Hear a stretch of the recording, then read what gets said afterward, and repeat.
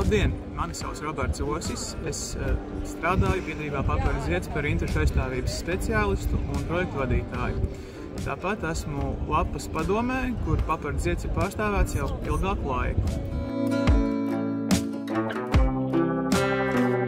Lapas ir brīnišķīga platforma ikvienai NVO Latvijā, kur ikvienam ir iespēja iesaistīties plašā pilsonisko aktīvistu saimē, paplašināt savus kontaktus, savu kompetenci, lai no vienas puses mācītos un iegūtu labumu sev, svarīgu jautājumu virzīšanā, kā arī ar savu unikālo skatījumu un pieredzi uzlabotu zināšanas saimes dalībniekiem.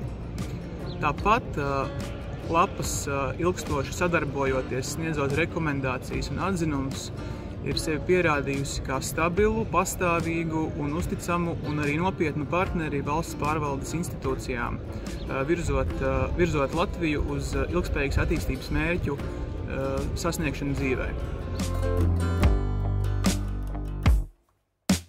Ja Papardu zieds Lapu saimē būtu koks, tad mēs būtu priede.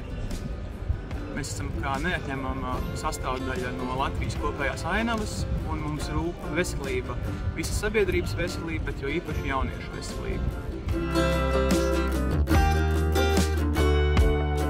Aicinu ikvienu organizāciju, kurai patiesi rūp demokrātisku vērtību nostiprināšanās Latvijā, pievienoties Lapas plašajai saimei, jo kopā ir spēks.